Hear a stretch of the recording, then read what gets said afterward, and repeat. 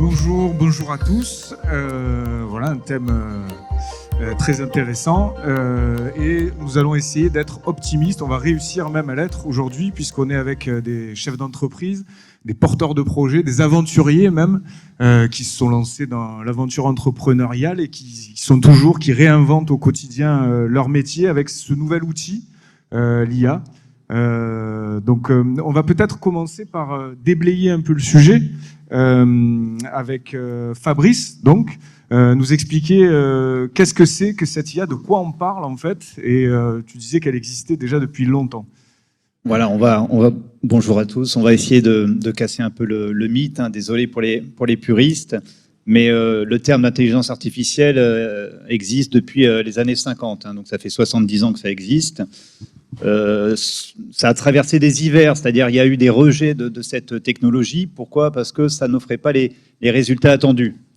Ça n'offrait pas les résultats attendus parce que il n'y avait pas et la puissance machine et également des données en volume et de qualité.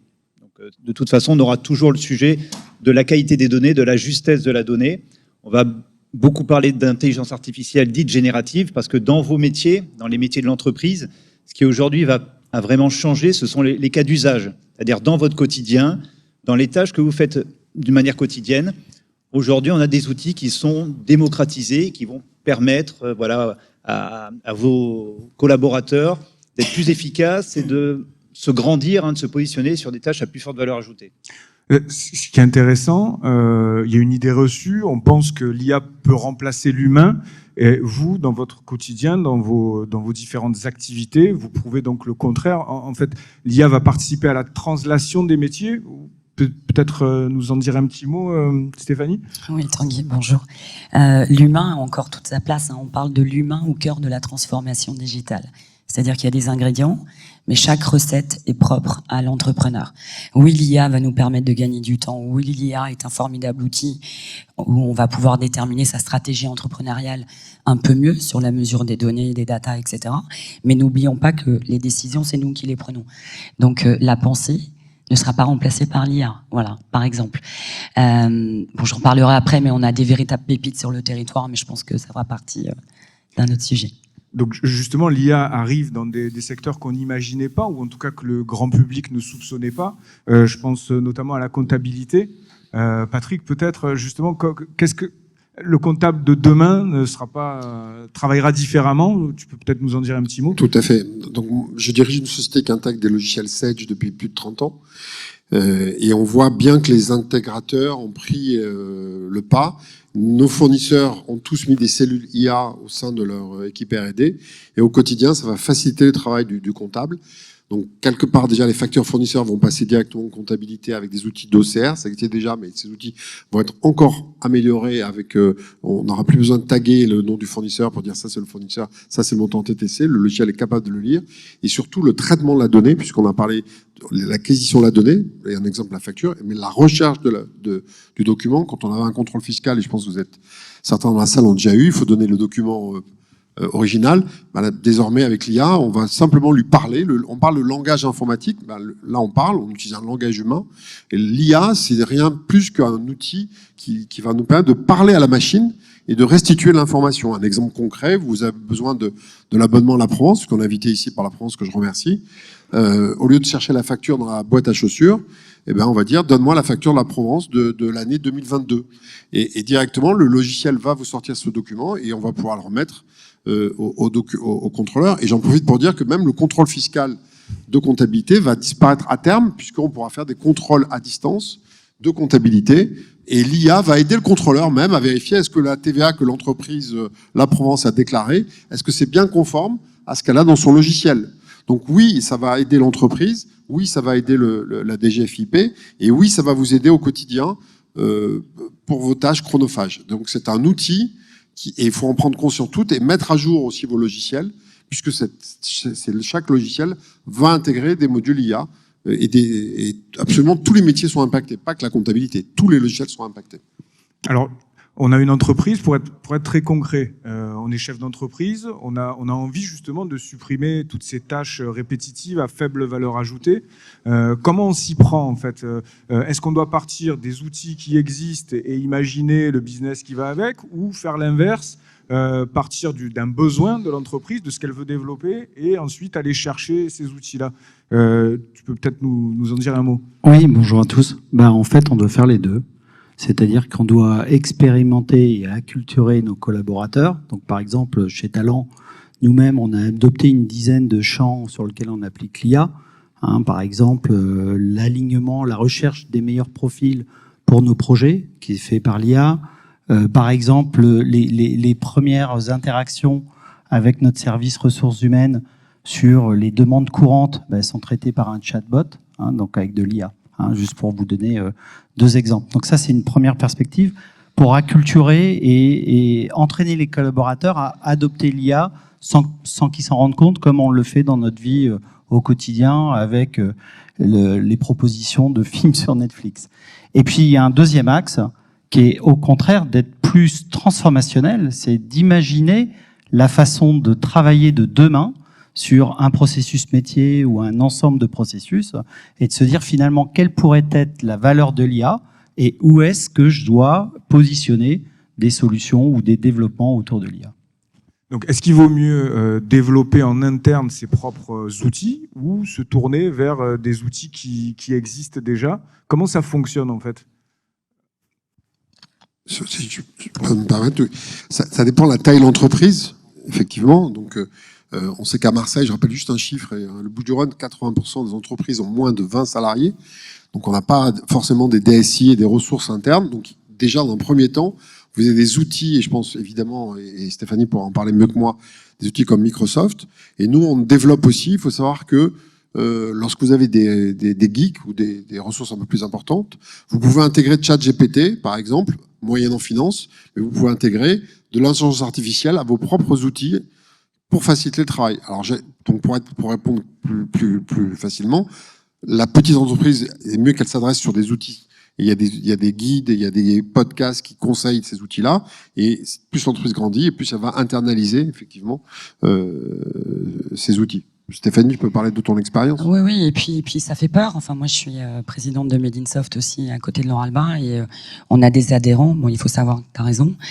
On a 67% des TPE, PME ici, en local, qui savent pas par où commencer. Alors, reconstruire, alors qu'il y a déjà quelque chose de fait, je trouve que c'est un peu idiot. On est là pour mettre en place des livrables, sensibiliser à l'IA. On a des pépites sur le territoire. On a, moi, j'ai un adhérent qui s'appelle, qui a créé une messagerie mail innovante en IA qui s'appelle Imana, qui est extraordinaire. On a, et j'ai utilisé en interne, puisque au démarrage, si on reprend au démarrage, un chef d'entreprise se dit, je commence par quoi, je fais quoi? Parce qu'on a un territoire très riche. Nous sommes sur les 24 heures, on est la capitale de l'intelligence artificielle. Et on se dit, mais par quoi je vais commencer en intelligence artificielle? Est-ce que je vais commencer par ma boîte mail, à synthétiser mes documents? Voilà, ça reste complexe, le champ est ouvert, incroyablement immensément grand. Et moi, je me suis dit, par quoi je vais commencer? Je vais commencer par un audit, déjà. Donc j'ai fait un audit de tous mes outils en interne, parce que souvent on me dit Stéphanie, on peut racheter tel outil, c'est génial pour la gestion des collaborateurs, la gestion des clients, la gestion du portefeuille prospect. Et donc on a fait un audit en interne avec une boîte extraordinaire qui s'appelle Gravity Partners et qui nous ont aidés à comprendre qu'en fait on utilisait nos outils à 10%. 10%. C'est hallucinant. Donc au lieu de réinvestir, pour répondre à ta question, Tanguy, non. Regardons déjà ce que nous avons en interne pour ensuite pouvoir améliorer, se former, parce qu'il faut se former, et non pas pour remplacer certains postes, etc., mais pour améliorer, moderniser, gagner du temps, et ce temps, il est pour nous derrière. C'est juste ça qu'il faut comprendre. Mais commençons par un audit en interne dans l'entreprise sur nos outils. C'est le plus important. Oui, pour compléter, ça soulève la notion de valeur d'usage. Ce qui se passe, c'est que quand on achète un outil, c'est pas un investissement, sinon c'est du gaspillage. Et donc c'est ça qu'on appelle la valeur d'usage. Donc on a beaucoup d'outils aujourd'hui numériques qui sont très peu utilisés. Les premiers retours qu'on a sur l'intelligence artificielle, c'est un fiasco. Les gens ont énormément investi et sont pas satisfaits. sont pas satisfaits parce qu'ils ont eu la même approche que d'habitude. Ils ont mis en place un outil. Ils ont dit maintenant débrouillez-vous. Déjà pour les gros outils, ça marche pas trop, mais là on est directement sur des cas d'usage, sur votre quotidien, sur l'individu. Donc il va falloir déjà commencer à comprendre quel va être le nouveau métier de l'individu. Ensuite, voir quels sont les outils qu'on peut lui mettre à disposition. Et il y en a beaucoup, vraiment beaucoup, des outils d'intelligence générative. Donc c'est vraiment travailler de cette manière-là. C'est aller voir les collaborateurs, prendre des périmètres, faire ce qu'on appelle un POC, un terme très technique, mais en tout cas, on prend un pilote avec des individus, on essaie de les faire travailler sur des cas d'usage, à la main, ils écrivent les cas d'usage, et on essaie de leur mettre à disposition des outils qui vont leur permettre d'exécuter ces cas concrets. Alors j'en profite avant d'oublier, il y a la région PACA, puisqu'on est quand même en région PACA, qui a lancé un marché d'assistance pour les TPE, pour pouvoir démarrer dans l'intelligence artificielle, faire le premier pas. Donc il n'y a pas eu encore la notification, donc ne les appelez pas tout de suite, mais voilà, c'est dans les cartons. Donc tout ça pour vous dire qu'il faut vraiment travailler sur ces cas d'usage pour faire en sorte que lorsqu'on met un outil, c'est parce qu'il répond à un besoin, et non pas on vous met à disposition un besoin, vous verrez bien ce que vous ferez. Parce qu'au passage, il y a quand même le sujet de l'inclusion numérique dans vos entreprises. Actuellement, tous les salariés d'une entreprise ne sont pas égaux face aux outils numériques. Si vous rajoutez un outil numérique supplémentaire sans accompagnement, ça va accroître la fracture numérique dans l'entreprise. Et donc, ceux qui étaient déjà très en retard, ils vont être encore plus en retard. Et ceux qui étaient en avance, ils vont être encore plus en avance. Donc, voilà, il faut vraiment travailler à l'accompagnement. Mais cette inclusion, est-ce qu'elle est accessible à tous? Parce qu'on parle des grandes entreprises, ou même des moyennes entreprises, mais la petite entreprise qui travaille avec 3-4 salariés, est-ce qu'elle a les moyens justement de s'acculturer de cette manière Eh bien, c'est pour compléter ce qu'on disait tout à l'heure sur est-ce qu'on doit avoir un outil déjà sur étagère ou est-ce qu'on doit spécifier un outil pour soi, développer en interne. On a la chance d'avoir des outils sur étagère qui fonctionnent déjà très bien, qu'on peut également déconnecter de l'Internet pour des raisons de sécurité, parce qu'il y a aussi ce sujet, au plus vous allez utiliser des outils numériques, au plus vous allez vous exposer à la cybercriminalité. C'est sûr que là, je ne suis pas optimiste, mais c'est une réalité. Maintenant, justement, au plus on est... Au plus on n'a pas de connaissances, au plus on crée des croyances. Là, on est là, nous, aujourd'hui, pour vous éclairer un peu plus, pour qu'il y ait de moins en moins de mauvaises croyances. Oui, il faut y aller.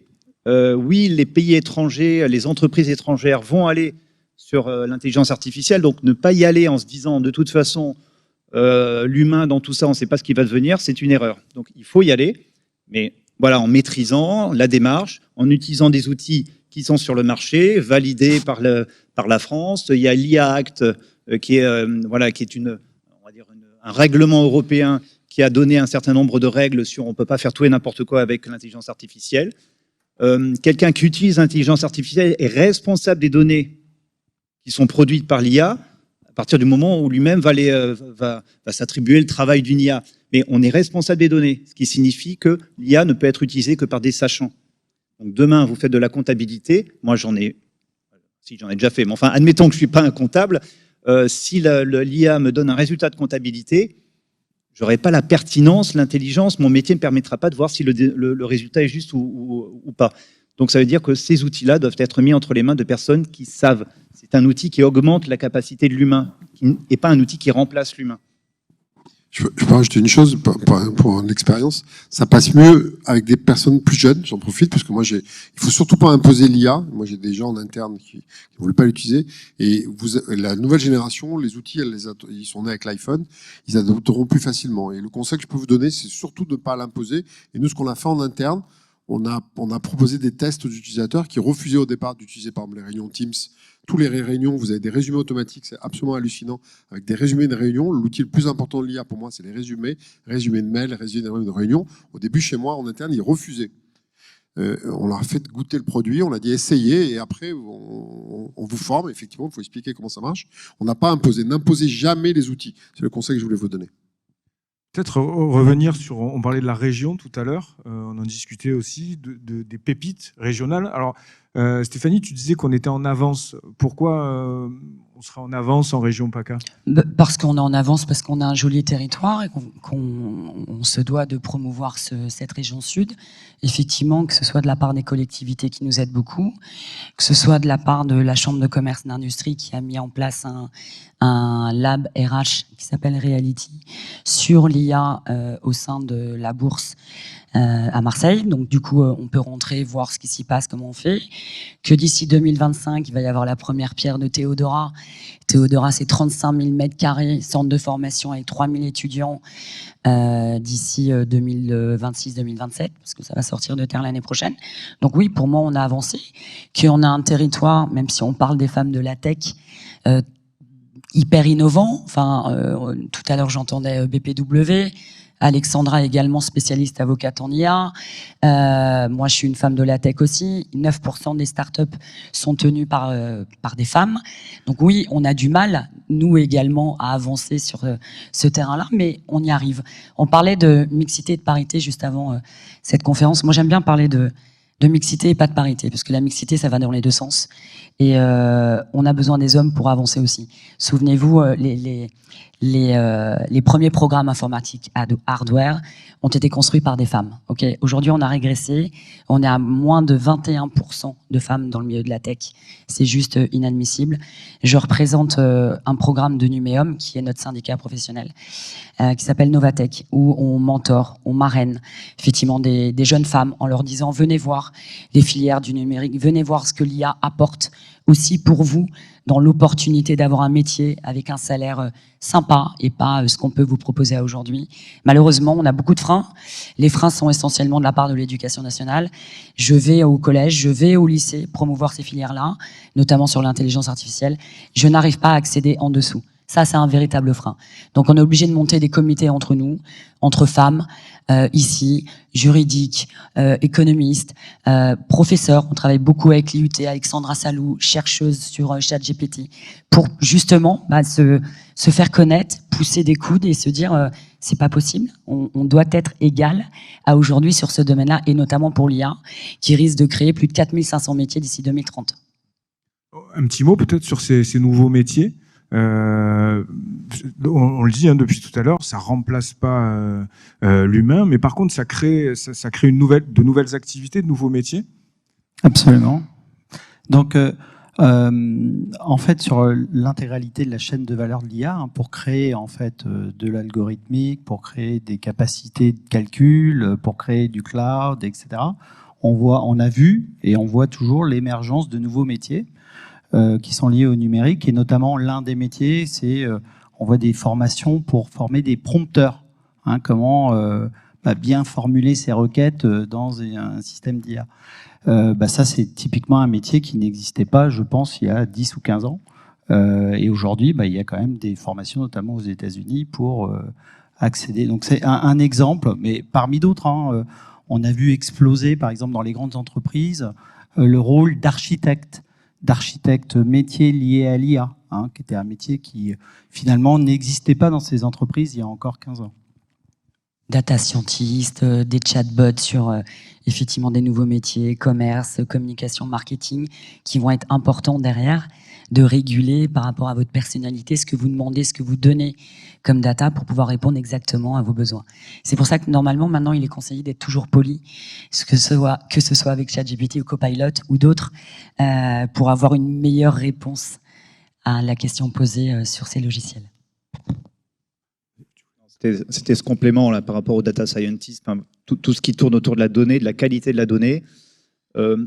Au passage, c'est un petit sujet, notamment dans mon cabinet, sur le fait que l'IA est pas responsable. Moi, à partir du moment où c'est un outil numérique, et si on a une démarche d'avoir du numérique responsable, c'est-à-dire se poser la question des bénéfices du numérique pour tout ce qui est social et sociétal, environnemental et économique, de ce fait, l'IA, si elle est construite de cette manière-là, elle est aussi responsable. Et j'ai perdu le fil, mais c'est pas grave. Oui, pour les data, donc la gestion de la donnée, elle se veut sobre. Aujourd'hui, on a juste un chiffre.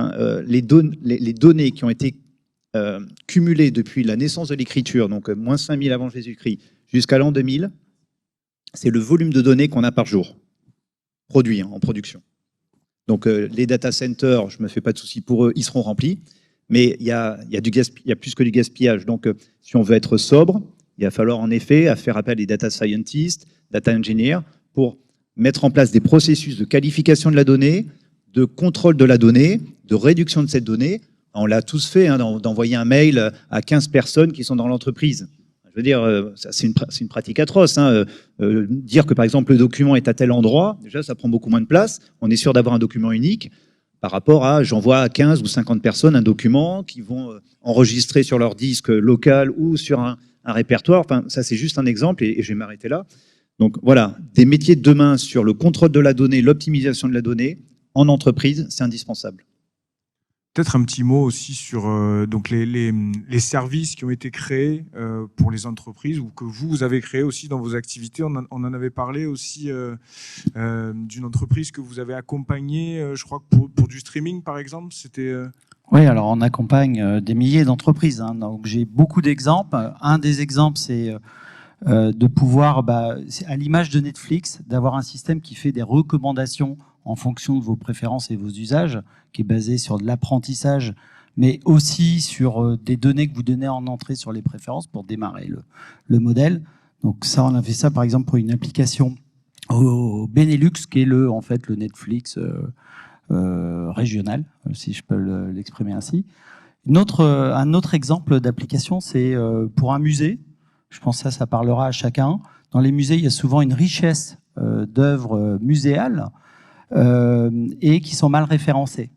Hein, donc là, on a fait un effort avec ce musée pour filmer les œuvres et avec différentes autres sources d'informations, des données documentaires, des analyses aussi de certaines œuvres qui étaient connues et éventuellement dans ce musée, pour cartographier de façon systématique ces œuvres sur la matière utilisée, les couleurs, le style, et aussi, dans sa résolution, identifier les faux.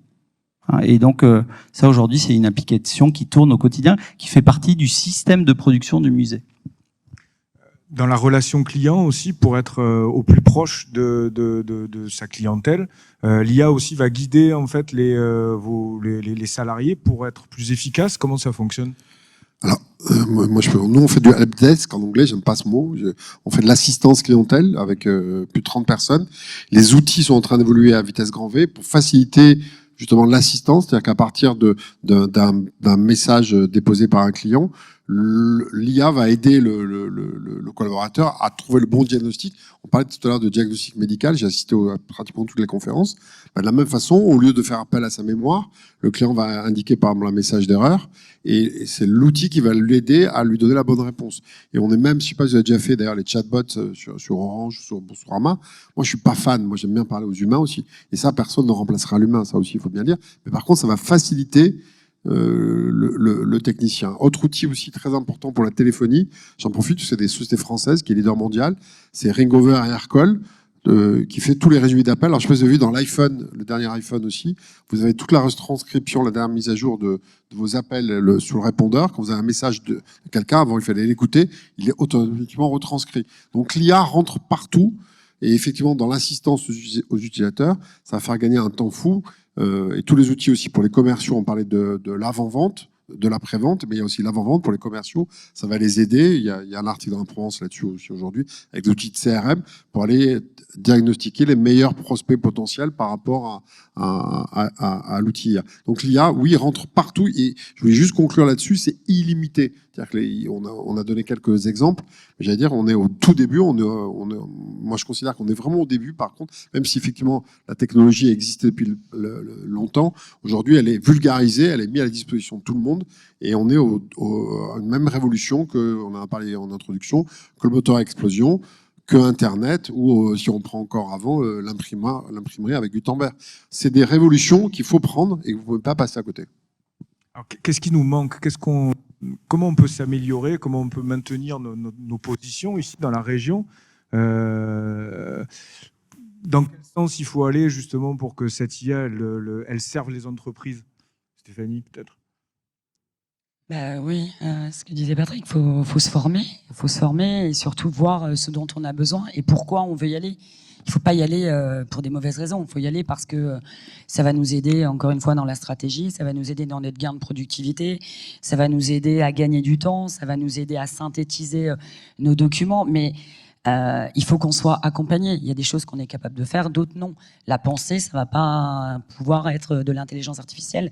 Aujourd'hui, nous aussi, on travaille beaucoup sur ces profils de techniciens avec des gros donneurs d'ordre comme Atos et d'autres, voilà, et qui nous demandent aussi ce gain de productivité sur, par exemple, ça peut être du télétravail, ça peut être optimiser cette flexibilité qu'on a ou cette agilité dont on parle souvent.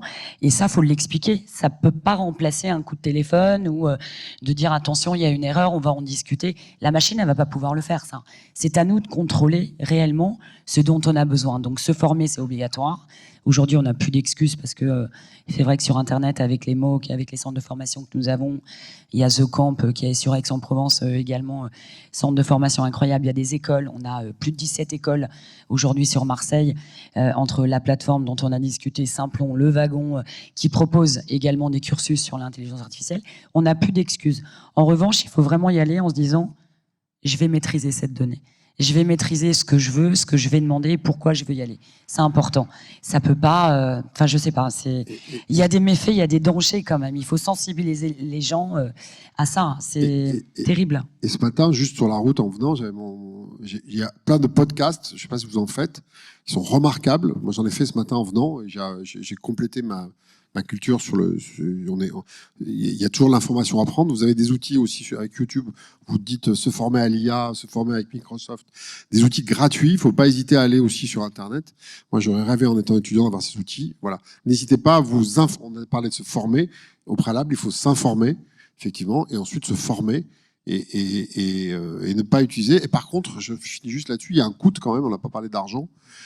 J'ai des clients qui m'ont dit mais moi je veux pas payer. Il faut savoir quand même qu'une licence copilote c'est un peu plus de 20 € par mois. Le retour d'investissement, si vous envoyez 2 mails par jour, c'est pas intéressant.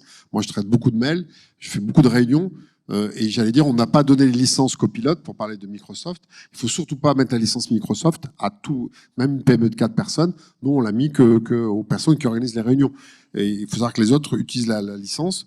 Ils auront le résumé, mais c'est pas la peine de prendre les licences. Et surtout, ne vous faites pas embarquer par les bons vendeurs aussi, dont je fais partie, pour aller prendre des choses dont on n'a pas besoin. Non, mais j'insiste là-dessus. C'est important aussi de bien se faire conseiller et de pas acheter des choses pour rien. Donc il y a un coût quand même.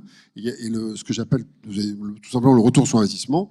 Il faut que le retour sur investissement soit réel pour investir sur l'IA. Il faut pas faire l'IA parce que c'est à la mode. Voilà, c'est ça que je voulais vous dire. Ouais, c'est important. On arrive à avoir des chiffres qui est quand même de l'ordre de 25% d'économie de son temps par collaborateur. Donc c'est quand même assez... tous les métiers ne sont pas égaux face à ce bénéfice, mais grâce à des outils de génération de compte rendu, on peut juste les évoquer. Donc faire un compte rendu. Moi par exemple, quand je fais des réunions avec des post-it avec mes clients, on travaille avec du post-it, on met ça au tableau. Et puis, une fois que tout est terminé, qu'on a échangé, tout le monde est parti, je prends une photo, hop, je donne la photo à ChatGPT et il me fait le compte-rendu. J'aurais pu le faire, mais ça m'aurait pris une demi-journée. Il le fait beaucoup plus vite que moi. Je vais contrôler si ce qui est dedans est juste. Et voilà, donc ça va très très vite. Génération de mails automatique. Donc, on parlait des outils Microsoft. Donc là, je fais tout le monde comme ça, il n'y a pas de privilégiés. Hein. Avec Microsoft, il sait vous faire des propositions de mails en réponse à des mails que vous avez reçus, en utilisant votre manière de parler. Donc évidemment, ça va pas être impersonnel, et puis il va vous prioriser les mails aussi. Comme ça, vous allez pouvoir traiter en priorité les mails qui nécessitent une certaine urgence, et de manière, plus tard, les mails qui sont moins importants. Il y a ces usages. La génération d'images, on voit tout ça, ça me génère une image. C'est très pratique d'avoir un outil qui permet de vous générer des images si vous avez besoin de faire une illustration. Voilà. Donc on a beaucoup d'usages et je vous rejoins sur le fait que parlons d'abord des besoins, prenons le temps des besoins, ce qui signifie aussi qu'il faut redessiner les processus métiers, peut-être revoir les fiches de poste de vos collaborateurs. Au passage, ça fera dans certains cas pas de mal. De revoir les processus métiers, c'est pas toujours simple. d'identifier quelles sont les données entrantes et les données sortantes. Et vous allez voir qu'entre deux métiers, vous allez peut-être voir qu'il y a deux données qui sont cherchées très difficilement, alors que finalement c'est la même donnée. Donc déjà, vous faites l'économie de la recherche de la donnée. La transformation et donc la création de données, vous allez vous dire, mais tous les deux, on fait le même métier en fait. Oui, pas à des fins identiques, mais par contre, vous générez la même donnée. Donc vous allez optimiser, donc il faut retravailler sur vos processus, et derrière, les outils d'IA vont incroyablement vous aider, parce qu'on va vraiment bien comprendre les usages. Et en effet, n'achetez pas quelque chose parce qu'un vendeur vous a dit de le faire, ou parce que vous vous dites, bon, bah, c'est plutôt bien. Mais en revanche, c'est en effet une vingtaine d'euros par utilisateur. Le retour sur investissement est immédiat. Vous voyez encore quelque chose à ajouter pour donner envie? Moi, j'ai eu un échec en IA. J'ai été choisi il y a 4 ans pour tester une application agenda, donc qui devait sortir, qui n'est pas sortie heureusement. Je pense que je suis responsable de l'échec. Et en fait, cette application gérait tellement de choses, mais même au niveau personnel. Donc des rendez-vous qui se déplaçaient automatiquement et qui me les remettaient dans mon agenda des samedis, des dimanches, pas possible. Donc il fallait vraiment que je lui donne beaucoup de données. On souhaitait les anniversaires de mes amis, donc je rentrais beaucoup d'informations. J'ai tellement rentré d'informations qu'il y a un matin, je me suis levée, je ne maîtrisais plus rien. C'est-à-dire que j'avais un rendez-vous chez un client à 9h, une visio à 9h15. Enfin, c'était des journées de 17h. Je dormais plus la nuit, j'arrivais plus. Et je n'arrivais plus à arrêter l'outil, surtout. C'est-à-dire que ça sonnait, des gens m'appelaient, merci pour les fleurs, j'étais pas au courant, c'était débité de mon compte en banque. Enfin, vraiment. Et au départ, je me suis dit, oh, c'est génial, je vais gagner du temps, je vais finir le vendredi midi. Ben, pas du tout. Une catastrophe, mais vraiment, j'ai développé une petite maladie psychosomatique, mais je n'arrivais plus à dormir. Et j'ai dit stop, je maîtrisais plus rien. Mes amis m'appelaient automatiquement, parce que l'application était reliée à mon portable. Enfin, au départ, un outil magique où je me suis dit, c'est super. Et en fait, je suis vraiment tombée de l'autre côté de la barrière avec cette application. Aller voir un médecin pendant 6 mois. Donc du coup, bon, voilà. Je suis revenue en arrière, j'ai fermé, j'ai repris pendant un temps un autre agenda. Et puis, il a fallu que je me réhabitue à ne plus donner d'informations comme ça, automatiquement. Donc oui, Copilot qui va résumer nos mails, nous faire une réponse, etc. Il faut maîtriser quand même. Ça reste un outil, quoi. Exactement. Exactement, c'est important. Oui, on parle de transformation digitale, mais c'est l'humain qui est au cœur de la transformation digitale. Ne l'oublions pas. Nous, on croit beaucoup à la positive innovation. Donc, c'est des technologies qui vont amener non seulement un meilleur confort, un meilleur bien-être au sein des entreprises, mais aussi au sein des sociétés. Et l'autre point que je voulais dire, c'est qu'aujourd'hui, on voit encore quelques freins qu'il faudra lever. C'est bien évidemment la connaissance et la compréhension de qu'est-ce que recouvre l'IA. Et ça, je pense que c'est le principal point de départ, et notamment dans les sphères de direction des organisations, qui sont pas natifs, comme tu l'as dit tout à l'heure. Et l'autre point aussi, c'est aujourd'hui, il y a une myriade d'outils et une évolution de ces outils qui est très, très rapide.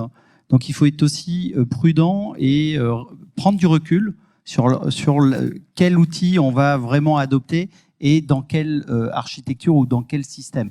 Donc, il faut être vraiment très clair, et pour conclure, très clair sur qu'est-ce qu'on veut faire et quel est l'impact que l'on cherche.